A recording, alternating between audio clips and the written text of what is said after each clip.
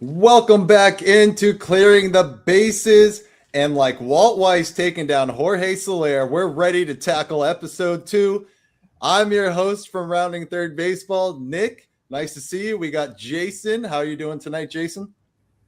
Doing great, Nick. Good to be here. Awesome. And then we also got Lorenzo. How are we doing tonight? Doing great, man. I'm ready for the Falcons fans to post the first Walt Weiss photo of him tackling Jorge Soler and saying, "Where's my linebacker doing that this season?" Love it.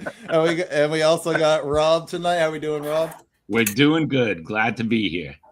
Love it. And last but certainly not least, Chris, how are we doing? Very good. Very good. I'm looking to try to extend my winning streak to 2 this week. Just like the Red Sox. Love it. All right. There you go. We are going to get into the rules and regulations. So here we go. The host, me, will pose questions for each category and will award points for the best take or takes on the questions asked. I can award points to multiple people when necessary. Uniqueness of the take will be a big contributing factor for the points I award. The players with the most points at the end of the episode will be awarded points towards their season total, and then most points at the end of the show's season wins the title of Clearing the Bases champion. All right, we're going to get right into the category. So first base, we're going to clear off 3 questions about the ABS. Second base, we're going to clear off 2 questions about kids game, in quotes. And then just like last week, third base will be a Hall of Fame type question. So here we go, leading off with the first ABS question. There'll be 3 questions, 5 points apiece. And the first one, will the ABS system take control pitchers out of the game? We'll start with Jason.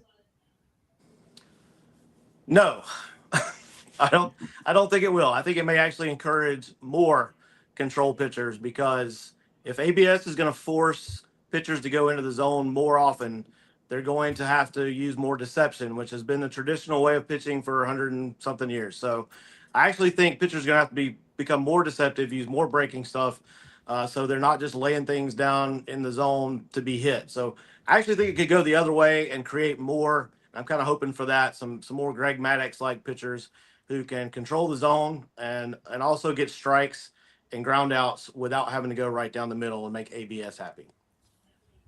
Fair enough. Lorenzo. I would say ABS isn't changing our pitcher makeup. I think the league's already said that they're doing that. We don't have the 3-4-5 in a rotation that's a pitch to contact guys anymore. The 3-4-5 in a rotation are high upside, high movement guys already. So ABS hasn't changed that. The league's done that the last 10 years. You can't live east and west anymore. You have to live north and south with ABS, right? Because you're not getting east and west. It's strictly to the plate. So what I think you are going to see, you're going to see a rise in guys like Clay Holmes, Kevin Gossman, Kodai Senga, guys that throw the splitter, guys that throw the sinker. That's going to be north to south, right? You're going to have that pitch that cuts late on the plate, that we're going to now get that at the knees a lot better than we've ever gotten before. So I think you see those guys a lot more. The edge merchants, again, that live east and west, those are fading. It's all about the guys that have great movement, the movement monsters. Those are going to be taken over. All right. Rob. I'm going to make mine really simple. I don't think it's going to take the control pitchers out of the game, because it's only 2 challenges. That's it. It's no big deal. If that number goes up, then I could see things changing. But with just 2 of them, it's really not. It's definitely not going to take the control pitchers out of the game. All right. And it's typical New York. We got sirens in the background. We go to Chris. That's over here. I'm going to say no. I'm going to mix in both Jason and Lorenzo's reasons too. I think the control has to, the pitchers need to be control pitchers no matter what, even with the high velo guys, right? So I don't think we're ever going to see the control pitcher being taken out of the game because ABS. I mean, eventually ABS will take over. Hopefully not, but and also like Rob said, there's only 2 challenges, so I don't think guys are going to change that much how they pitch just because of 1 or 2 challenges in a game, right? So, and you need some control, right? So I get that. I mean, I don't think we'll ever see a Greg Maddux type guy anymore, but yeah, I think Lorenzo hit it right. You're going to get a lot of stinker guys going down, right? Those late movement pitchers, but I still think they're going to need control. So I'm going to say no. Yeah, I'm gonna give Lorenzo the points there. I think that's a fair point that it's gonna be north and south for sure. For me, I think the reason I pose this question is because I feel like the umpires are eventually gonna bring their strike zones in. We've already seen it a little bit. Some of them have tightened it up. So pitchers we've seen, Ranger Suarez. It might be a bad example, but he's had to lay some pitches over the middle of the plate in his start. Maybe that's just him doing it, or him adjusting to the ABS. I don't really know. But so that's what kind of sparked this question into me. But I think your point of north and south, especially with the velocity now, is the main point. So nice job, Lorenzo. 5 points for Gryffindor. Nice job. All right. Next question. Will we see an increase in league ERA with the ABS system? So kind of the same thing, but will we see an increase with, pitches that were called a strike are now a ball, which leads to more walks. Pitchers are coming in the zone. Umpires got tighter zones. Will we see an increase in league ERA with the ABS system, starting with Lorenzo? Yeah, I'm going to throw a lot of stats at you here on this one. So short term, we maybe see it, but the early data already says it's not happening. So ERA this time now versus this time last year is actually down to 4.04. Last year was 4.13 at this time. Strikeouts are up from 8.68 last year to 9.09 this year. Velocity's up half a mile per hour. And even home runs are down. Home runs were 1.14 to 1.02 this year. The only thing that has changed, and you kind of expected with ABS, walks are up. Walks went from 3.5 to 3.8. So that's what you kind of expect to see. I don't think that we're going to have a lot of these guys that you're obviously not getting on the edge anymore. But the key is that these pitchers adjust and these pitchers are nasty. So sure, they're not going to throw that slider that now breaks 18 inches off the plate. They're going to throw that slider that's still tight, really great, good, and it's going to be a front door slider that hits the front corner of the plate. And you could already see these pitchers are hitting that, hey, I got to make sure my slider hits that halfway point in the plate now, because that's where that ABS system is at. So I think you already have guys adjusting. They're going to know the zone. These pitchers are still nasty, so I don't think we're going to see an increase in ERA at all. All right, Rob. I'm going to be a broken record and say the same thing again. It's only 2 challenges. You're not going to see significant increase in league ERA because of 2 challenges. There's no way it's going to happen. The ghost runner will increase, earn run average more than this. So I don't see anything really changing. Like I said before, it's only 2 challenges. That's nothing. You don't think the umpire zone is going to tighten up over time, even with the challenges? Only being 2? Yeah, over time. And I think, if this is working out good, it might go from 2 to 4, and then who knows? Let's hope it's not every pitch, like Chris said. Let's just hope it doesn't get there. But eventually it may be enough pitches to affect the ERA. But right now, no. All right, Chris? Yeah, I don't think it's going to increase that much, but right now, I mean, who's got the bigger advantage? Is it the pitching or is it the hitting? That's the big question. Maybe it's a little bit too early to say that, but I don't think the ERA is going to get lower. So to answer the question, I'm going to say it's got to go up a little bit because eventually the offense is going to catch up, right, to the pitching at some point.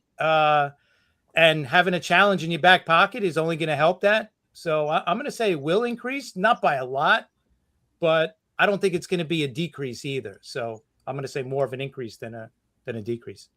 All right, Jason. So anytime you have a rule change like this, I feel like there is always like a short-term spike and an effect that happens. So I do think we'll see a short-term spike from this. And to that point, if you look at the stolen base rules that were changed in 2023, they spiked about 5% that season in stolen base rate, attempt rate. And then the next year it went down a little bit. And then last season it went down even further.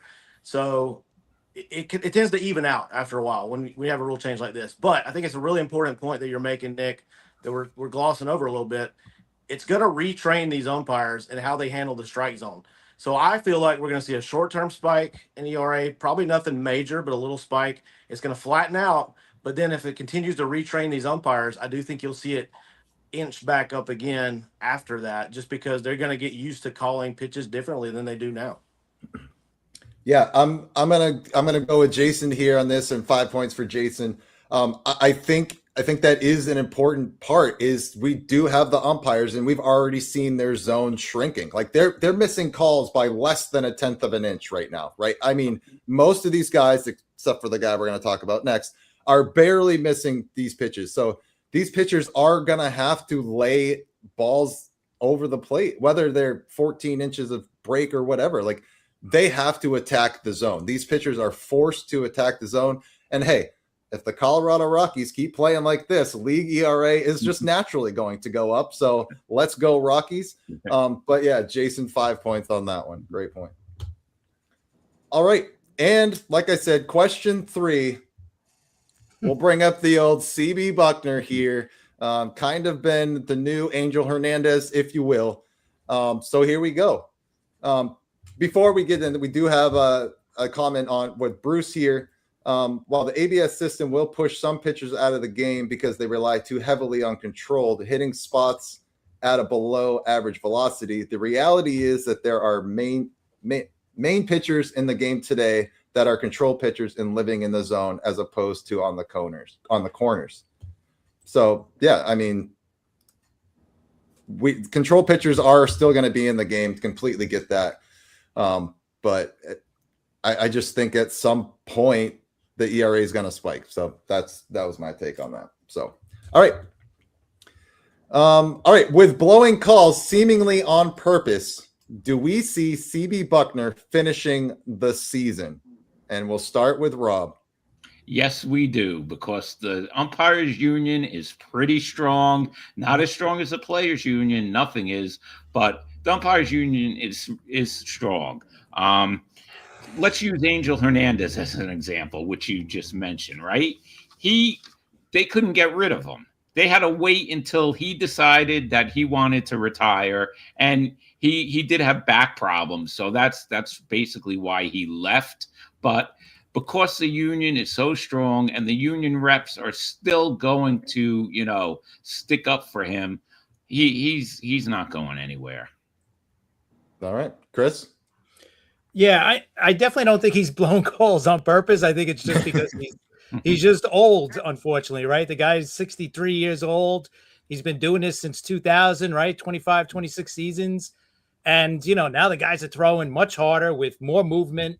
So it's really hard. And this ABS system just shows you how amazing, like some of these guys are calling, their wrong calls are within like an inch of the strike zone, right? They're off by less than an inch at times. So, I mean, he's been really awful for more than this year too. I would think he might be getting a conversation by somebody maybe in the union to say, listen, maybe it's time to go. You got enough time to retire. You got a pension waiting for you. You got your Social Security waiting for you. And maybe this is a good example of maybe there should be age limits put on umpires, right? I mean, I can't think of another position in our country that we could look at as an example of he should not be or should not be, her or him should not be doing a job at a certain age, right? So I can't think of one off the top of my head, but an umpire definitely, needs his vision, needs the instincts, and maybe he's just aging out, right? So maybe it's time that someone taps him on the shoulder and says it's time. But like Rob said, it's a strong union. He's probably going to last a year. Maybe he quits after this year or retires, excuse me. Yeah. Jason.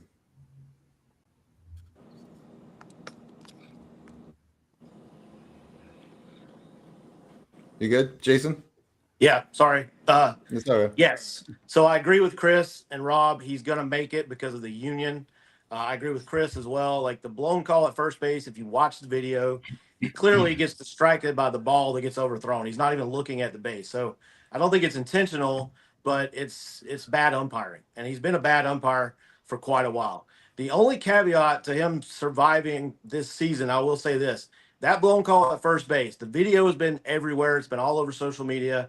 Both managers are laughing at him during that incident, and you can tell the crew chief or the home plate umpire that night, don't remember his name, but he was clearly not happy with CB in that situation. He was clearly kind of embarrassed for him. So that's the only caveat. If the umpires themselves say, hey, look, this guy is making us look bad, he's making the profession look bad, he's no longer viable as a major league umpire, that might get him out before the season's over. But otherwise, with that union, he's definitely going to be safe. Angel Hernandez lasted 30 plus years.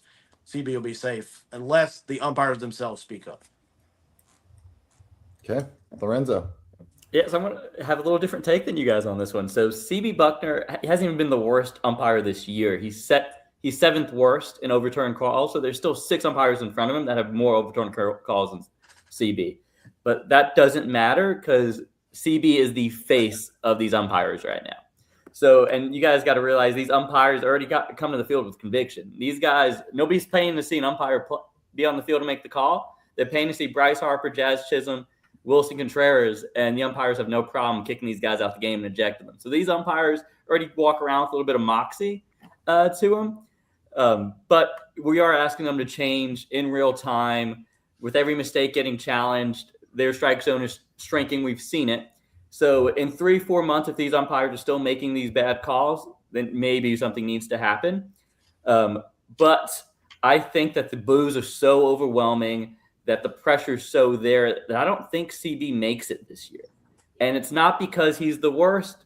I think he has the conviction to make it, but I think they need a scapegoat, right? Even Angel Hernandez, we talked about him. He didn't finish his last season. He retired in May. So that was a loud conversation for Angel Hernandez's last season.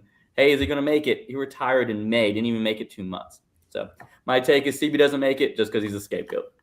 Lorenzo, the only pushback I would say on that is we're not talking about the first 11 games of the season. We're talking about CB being consistently bad for years. This is not his first bad season, and 7th worst this year, great. He's been the worst umpire along with Angel for a decade. I remember arguing about CB Buckner calls a decade ago. So I understand what you're saying, and I know he's doing his best. I don't think he's intentionally blowing it, but to say, well, he's the 7th worst this year, well, that's still not great, by the way. And secondly, he's consistently been awful for more than a decade. Yes. So that's the only pushback I would give on that. But also 7th worst is only in challenges, right? That's not overall accuracy. That's the thing I think we should be looking at even more. So true.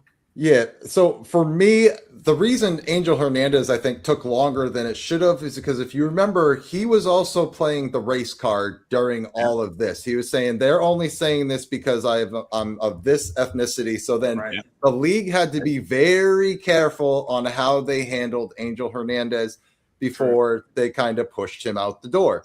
With CB, that call at first base, like 999 times out of 1,000, the runner never misses first base. Why was your brain wired to say, yeah, he missed the bag? Dude, you weren't even looking at the play. Why would your brain be wired to say, yes, he missed the bag? That to me is you can't overlook that. So I'm going to give the 5 points to Lorenzo because I'm with him on that. I don't see him making the year. You guys all had fantastic points. Listen, the union is going to back him, but at what point is it going to just keep snowballing and eventually he says, okay, give me my money and retire, which I think, Chris, you said. But do you think he'll bring up his that he's Jamaican, right? Is that going to be something that they're going to be brought up? I don't know. I'm not going to assume that, but he might play the race card on this too, right? Didn't Hernandez also have an active lawsuit against MLB for a lot of that time? Because I believe so. Yes. So that definitely plays into it as well. And I see both sides of this, but I just think if CB wants to finish the season, the union will make sure he finishes the season. I think that's what it comes down to. Yeah. I think that's fair. It's going to be interesting to see what happens here for sure. Cause I don't know. I just, how much worse does it get? Does it get any better? Mm-hmm. I don't know. For me, it's kind of like it's also the attitude that he has visibly shown, right? Yes. When Wilson Contreras, it was Suarez challenged 2 pitches in a row. The second one, he like looks at Suarez and gives him like the little head bob, and then turns around. Like that to me is telling me you're not willing to adapt to MLB's rules that they put in place, which is also a major issue. So. Yeah, that's where I stand with CB. So I guess you guys know where I stand on CB Buckner. But anyways, Highlight says CB should be managed by MLB. If you have so many blown calls, you are not doing your job effectively and need to be replaced. Yeah, I mean that's a fair point. We've talked about on our show possibly bringing up like having a demotion and promotion for umpires and minor league umpires. After every month, the top 5% of minor league umpires get a shot at the majors. The bottom 5% get demoted. I mean, again, union, that will never happen. I get it, but I can dream, right? I can dream. So, all right. So going into second base, we got Jason with 10 points, Lorenzo with 10, Rob's about to get points this round, and Chris with 5. All right. So here we go. Kids games. So 2 questions here, 10 points each. Here is the first one. Are top prospects worth the risk of taking them to the bank early? So we've seen Connor Griffin. We've seen Colt Emerson. We've seen all these kids getting these big deals. Are top prospects worth the risk of taking them to the bank early? Starting with Chris. I'm going to say for the small market teams, it's 100% worth the risk, right? Because they have to sign these guys, get those, 2 or 3 extra years. You're buying 2 or 3 years of their free agencies, right? Otherwise, they would lose them in 5-6 years, right? Once these guys become free agents, they're gone, right? Griffin would leave Pittsburgh in a heartbeat, just like Skeens is going to. So I think the small market teams have to risk doing this, right? So it's definitely worth the risk for them. For the big market teams, I don't know if it's worth the risk. They may as well wait it out, because in 5 years when they become free agents, they can match any offer if they want, right? New York, LA, whoever.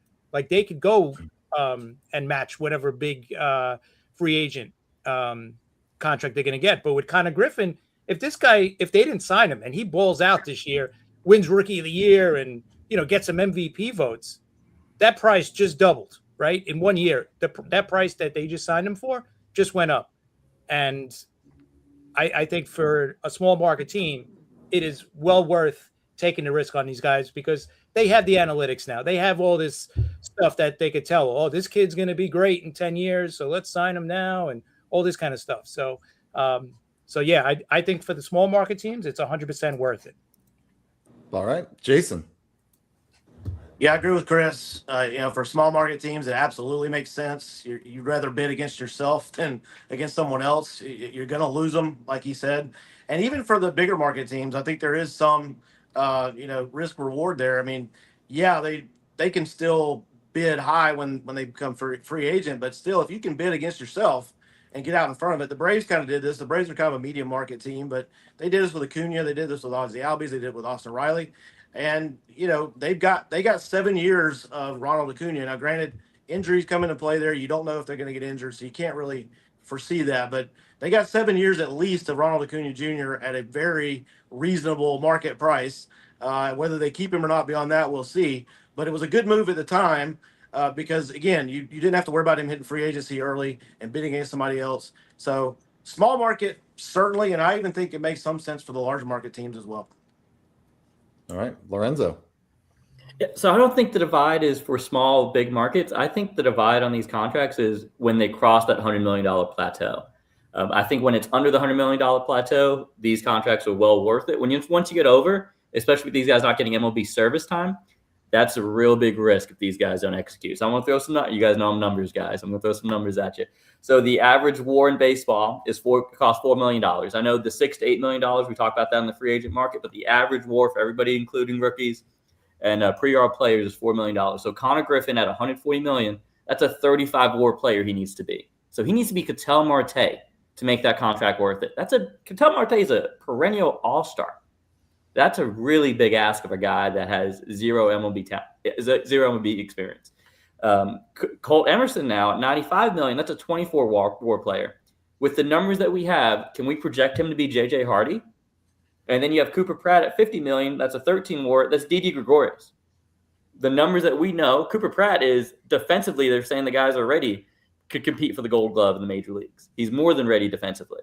So that could be a 13 WAR player quite easily in the big league. So I think that's the divide. It's not big market, small markets. Once you hit that $100 million plateau, I don't think the risk is worth signing these guys before they make it to the show. Because if Connor didn't sign the deal today and he waited till next year, that at the end of the year, that's going to be a $40-50 million that they add on to that extension. What I do think is odd that we haven't seen yet is they haven't structured these contracts any differently. And we know at the CBA, something's going to be changing.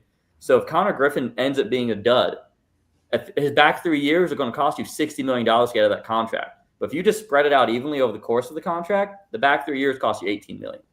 So I think you're going to see that type of change where these contracts become spread out evenly, and that $100 million plateau is what I think the biggest risk is.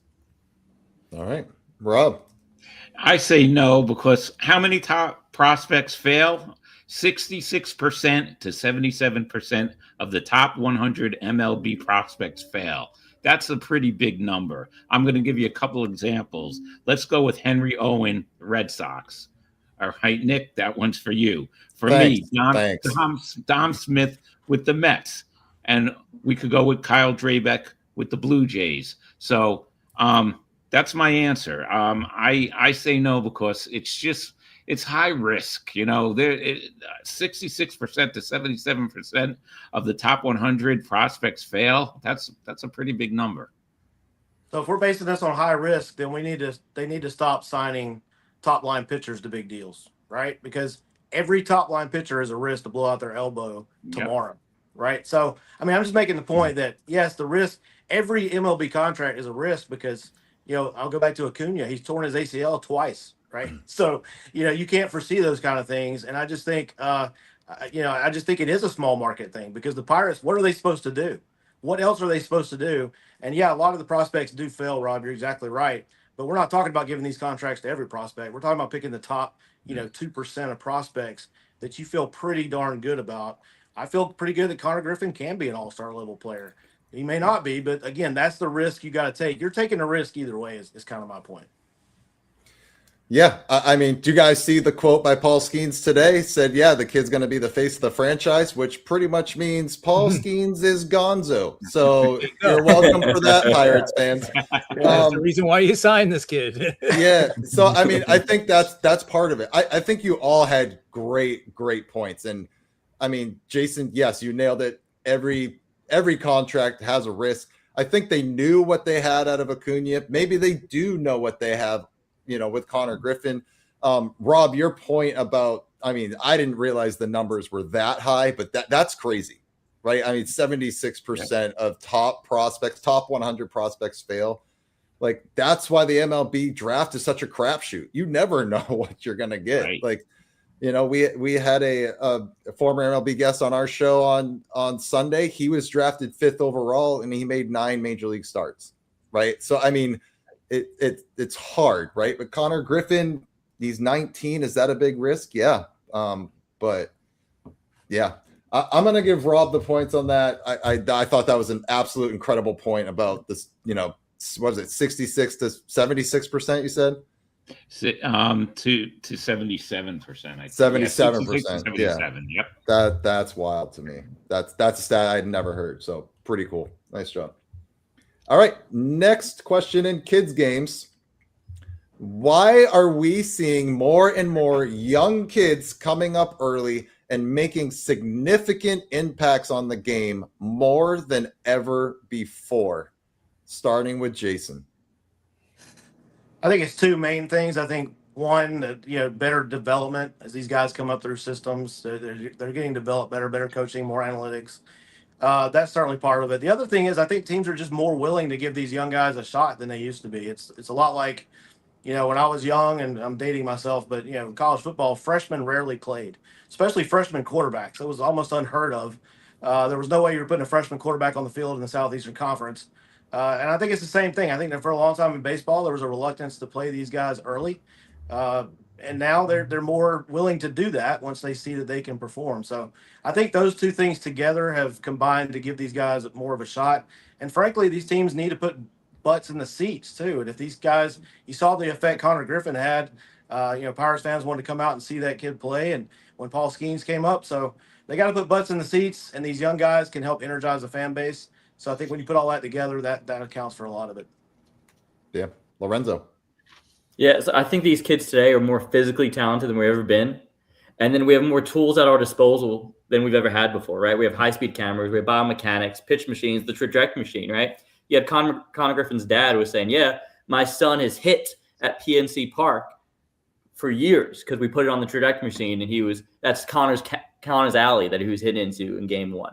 So, and then also you have kids, again, they're more physically developed than ever. 10 years ago, if there was one high school pitcher that threw 90 miles an hour, it was the talk of that county, right? The talk of that region. Now you have full high school rotations where every kid is throwing 92 plus. And it's disgusting. You just had those kids in that Corona high school drafted last year, 3 kids in the first 2 rounds, right? That's disgusting out of a high school team. But that's the type of level of talent we're getting now because these kids are more physically gifted than ever. But we are getting a trade-off, right? These kids are coming up early. They are less polished than they've ever been before. And what I mean is you're seeing more miscues. You're seeing worse situation baseball, lower baseball IQ in key moments. But I think it's just because we're developing these guys now at the big league level because of that talent was so high. That talent was so exponentially great. It's like, hey, we could take that risk, develop them at the big league level instead of letting them be a 400 hitter in the minors. That's my take. All right. Rob. I agree with the development thing. I mean, of course, everything, things are so much better now with all the tools that they have and the excitement of a young player. When they hear about these young players in the minors, people are getting excited and they want to see them. They want them brought up fast. I mean, with social media now, it's like it's never been before. You're getting reports from A, double A, triple A, we have a friend who's a Mets minor league reporter. So we hear about all this stuff all the time. So people want to see these young players. And another thing also is money kind of, because if you could bring some of these exciting young players up and replace a veteran who's going to cost you $250 million or whatever, and then you get this young kid for a couple of years. Money also is a reason with some of the lower payroll teams. So I think it's just a mixture of all of that stuff. All right, Chris. Yeah, I think you guys made all good points, and I agree with every one of them. I'll just add one more to it, especially for the smaller market teams. Like, this is the only way that they could really compete with the big market teams, because they can't compete with them in the free agent side of the game, right? Like, you're not going to outspend New York, LA, Philly. You're not going to outspend those guys. So the only thing you could do is draft a lot better than them and develop much quicker than them and bring these kids up and hope that they all gel and that they all develop into, the guys that you project them to be, right? Like Connor Griffin. That's the reason why you've seen this kid come up right away, because you want to sell tickets, but you also want to compete and to show the fans like, hey, we got a shot here. If this kid turns into what we think he's going to, if he turns anything into close to a Bobby Witt Jr., yeah, we're going to have a shot, right? Because we got the best starter in baseball, and now we got one of the best players in baseball. And that's the only way that Pittsburgh could compete. Because without a Connor Griffin coming up and, and playing great, they got no shot to compete, in that division, let alone the league with, LA sitting there in the National League. So that's it. Yeah, I'm giving you guys all points. I think every single one had a unique point, a unique take. And my take on it is Rob hit it right on the head for me. Is why would I spend $30 million a year on a guy when I have somebody in the minors that's going to come up and give me the same production? It is crazy to me and mind blowing that, you don't see like these MLB debuts that we've seen this year have just blown our minds. Like, the stage is not too big for any of these kids. And it's crazy. They've been playing on a big stage since they were 12, right? So the development issue, or not issue, but development progress, I should say, has been a huge part of this. But it's mind blowing. It's just year after year. I think we really started to see it with the Reds a few years ago when like they started 9 rookies one game against the Diamondbacks. And then every team's like, oh, well, we can kind of do that too. And it's just kind of snowballed from there. And we've seen guys make huge impacts. And the first weekend of opening day, we saw that. It was absolutely insane. So 10 points for all of you. All right, we're going into the last question, the Hall of Very Good. So before we head into that, we did have a couple comments. Joe Dell says, because they're hungry. And I think that's a great point, right? These kids are seeing the contracts that these 19-year-olds are signing, these 18-year-olds are signing when they get to the show. And they've been playing baseball. They have been working for this since they were 10, 11, 12 years old, playing year round to get to that level. Yeah, they want to be there. They want to get there. So that's a great point. All right. Hall of Very Good. Scores going in. Jason's got 20 points. Zoe's got 20 points. Rob's got 20 points. And Chris with 15. Anybody's ball game with this one. And this is going to be quite the interesting question. I can't wait to hear your takes. Here we go. Which player that is either in or out of the Baseball Hall of Fame is the most borderline player ever? So starting with, was it Lorenzo? Yep. So All right. I'm going to say one of my favorite players of all time, Jim Edmonds. I think he's absolutely the line. So he had a 17-year career, 60.4 B WAR, 4-time All-Star, 8-time Gold Glove, 393 home runs, 132 OPS plus. He was a World Series winner, and defensively, to the eye test, one of the most elite center fielders to play the game defensively. But defensive WAR doesn't like him as much, and he has publicly said, I used to slow down to make a special play in the outfield because I could do that. So I think with his ego, if defensive WAR was something big at the time, those defensive stats probably speak up a little bit higher. His B WAR ends up being a little bit higher. But I think he's the borderline because when you look at other center fielders, other players in baseball, if they were better than Jim Edmonds, they were Hall of Famers, no doubt about it. And if they were not to the level of Jim Edmonds, that guy's probably in the Hall of Very Good. Now, I still think Jim Edmonds is a Hall of Famer, but I think he is the cutoff. I believe he is the gatekeeper of the Hall of Fame, is Jim Edmonds. Be better than him, you're in it. You're not to his level of performance, I'm sorry, you're in the Hall of Very Good. All right, Rob. Mine is someone who's in, and he's in because of one home run, basically. Bill Mazeroski is in because he hit that one home run in the 1960 World Series, Game 7, walk-off against the Yankees to win the World Series. And I think that's why he's in. Let's check this out real quick. 17 years, 260 average, 2016 hits, 138 home runs, 853 RBIs. He was a 10-time All-Star. Got to give him that. 8-time Gold Glove and 2-time World Series champ. But let's compare him real quick to Keith Hernandez, who also played 17 years. He had a 296 average, 2,182 hits, 162 home runs, 1,071 RBIs, 5-time All-Star, MVP. He was an MVP, 11 Gold Gloves, 2-time World Series championship, and he's not in. So I think Bill Mazeroski is the most borderline because he's basically in for that one home run. Fair. Chris? You know what? That was my pick originally today. I was thinking about him all day, and I had that same argument to get Keith Hernandez and Don Mattingly in, right? But okay, so I don't have to say it. But anyway, my backup, or the guy who I turned into, was Bernie Williams, right? Bernie Williams should be a guy that should be in the Hall of Fame because his numbers, when you compare them to a Hall of Famer named Kirby Puckett, same position, I don't want to go to a different position, but same position, they're pretty close, right? When you look at them, just in like Kirby only played 12 years. If you go to Bernie's 12th year, don't go another 4 or 5 years that he played, but they're pretty even in all their numbers, right? Home runs, Bernie's got him. RBIs, Kirby's got him by just less than 100. Stolen bases, Bernie's got a little bit. Batting average, 318, Kirby, 308, Bernie. Bernie is higher in on base, higher slug, higher OPS plus. Championships, Bernie 4-2.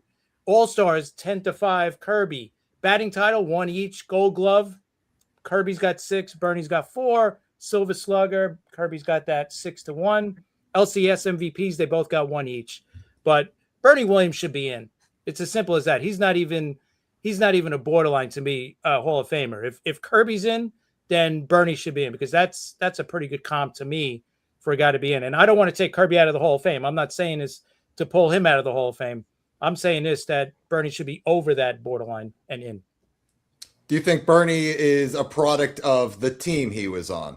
Like there was too many other superstars on his team and he gets overlooked? I wouldn't call them superstars, but sure. Offensively, I mean, who else would you call superstars on that team? Jeter's the Hall of Famer. But Bernie's, listen, you're playing center field. You're playing Gold Glove defense center field on top of being in the middle of the lineup for the Yankees on 4 World Series championships. So I don't know. I think he's one of those guys. If you want to say he's overshadowed by them, maybe. But, I mean, I don't know. When you compare numbers to numbers, him to Kirby, I think he's right there with him, and he should be in. Yeah. All right, Jason.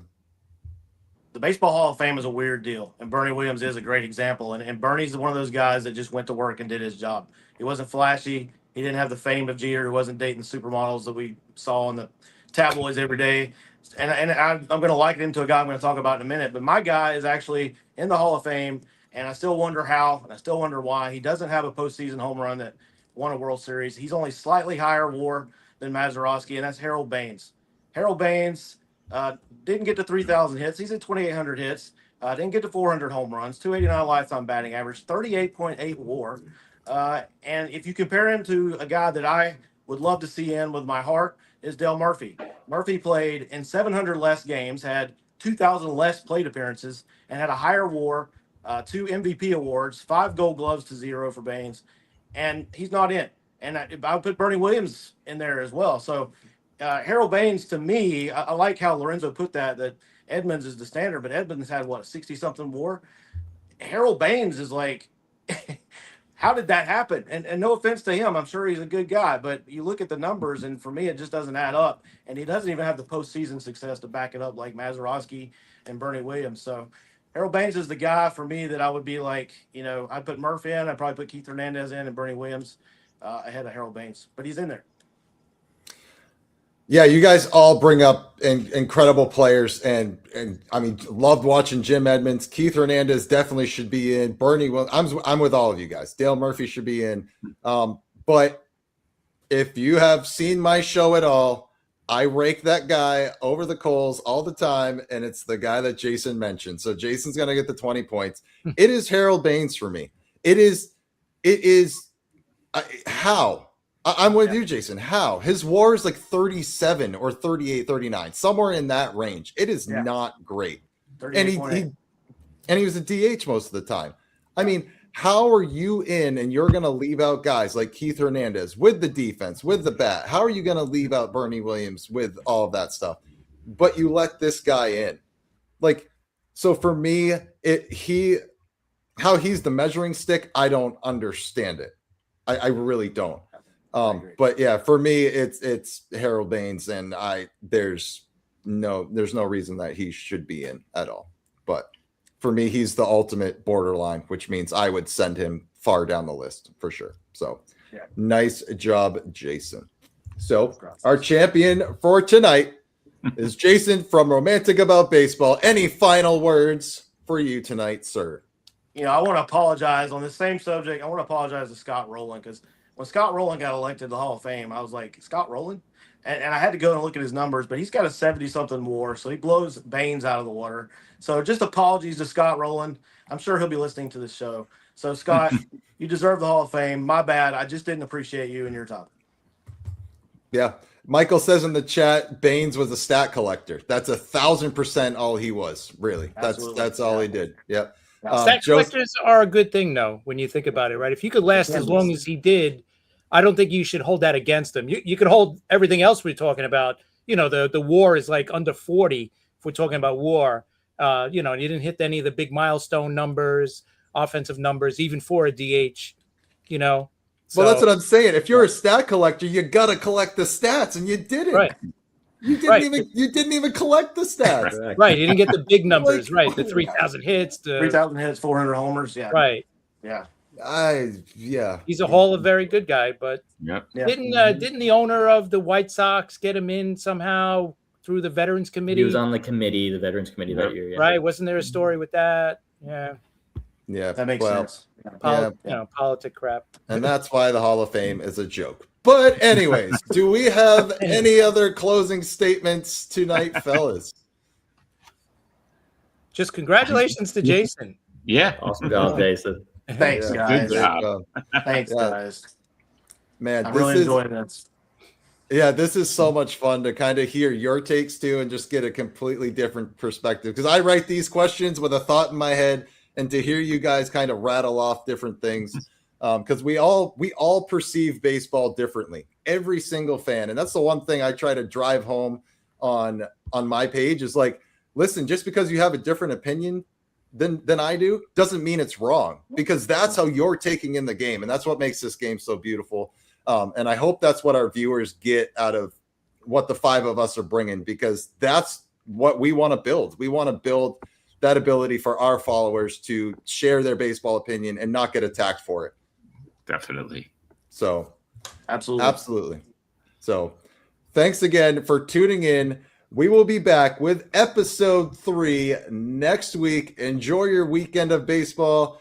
And hopefully my Red Sox climb out of the basement somehow and all your teams do well. So until next time, we will see you. Good night. Take care. Good night,